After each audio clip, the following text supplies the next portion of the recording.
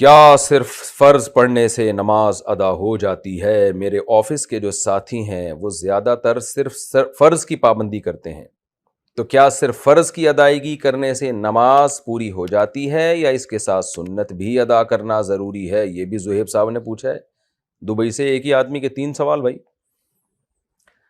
دیکھیں، سنت موقدہ وہ سنت ہے جس کی بہت زیادہ تاکید ہے، جو نبی صلی اللہ علیہ وسلم نے ہمیشہ پڑھی ہے۔ جیسے فجر کی 2 سنتیں آپ ہمیشہ پڑھتے تھے، ظہر سے پہلے کی 4 سنتیں، ظہر کے بعد کی 2 سنتیں، مغرب کے بعد کی 2 سنتیں، عشاء کے بعد کی 2 سنتیں۔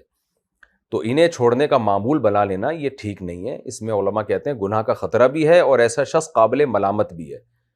تو اپنے دوستوں کو سمجھائیں کہ یہ کام نہ کریں آپ۔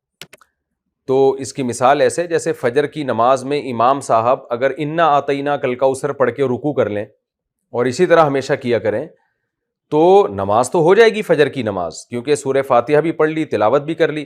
لیکن امام کو کیا کہا جائے گا کہ بھائی نبی صلی اللہ علیہ وسلم فجر میں لمبی قرات کرتے تھے، مغرب میں مختصر قرات کرتے تھے، آپ جتنی قرات مغرب میں کر رہے ہیں اتنی فجر میں کر رہے ہیں۔ تو امام دلیل میں یہ دے کہ کیا انا اطعنا کل کوثر پڑھنے سے نماز نہیں ہوتی؟ تو بھائی نماز تو ہو جاتی ہے مگر سنت طریقہ نہیں ہے یہ، تو اس لیے خلاف سنت ہے یہ۔ تو جیسے ایسے امام کو ملامت کی جائے گی جو فجر کو بہت مختصر پڑھاتا ہے، قل هو اللہ احد پڑھ کے رکوع کر لیتا ہے، تو ایسے ہی ایسے شخص کو بھی ملامت کی جائے گی جو صرف فرض پہ اکتفا کرتا ہے اور اس کے ساتھ سنت موقدہ نہیں پڑھتا۔ لیکن بہرحال فرض ادا ہو جاتے ہیں اگر کوئی سنت موقدہ نہ بھی پڑھے، اور فرض اور سنت میں فرق بھی زمین آسمان کا ہے۔ کوئی سنت موقدہ چھوڑ دیتا ہے تو قابل ملامت ہے، لیکن اگر فرض چھوڑ دیتا ہے وہ تو بہت سے فقہا کے نزدیک تو وہ اسلام سے ہی نکل جاتا ہے۔ تو اس لیے some thing is better than nothing, آپ کے دوست ان لوگوں سے بہرحال کروڑا گنا بہتر ہیں جو فرض ہی نہیں پڑھتے سرے سے، کیونکہ فرض نماز جان بوجھ کر چھوڑ دینا اس سے بڑا اسلام میں کوئی گناہ نہیں ہے۔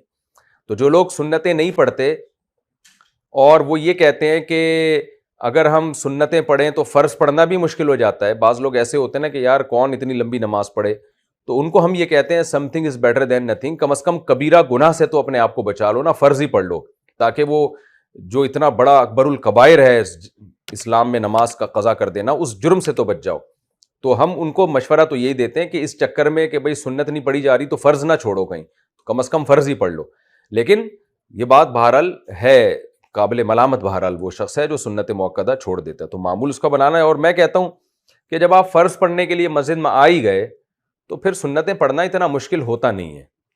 اصل کو مشکل کام یہ ہوتا ہے کہ وضو کرنا، پھر مسجد کی طرف قدم اٹھانا، یہ مشکل کام جب کر ہی لیا ہے تو بھائی کتنا ٹائم لگتا ہے 2 سنتیں اور 4 سنتیں پڑھنے میں؟ نبی صلی اللہ علیہ وسلم کی شفاعت کا ذریعہ ہے سنتوں کا اہتمام کرنا۔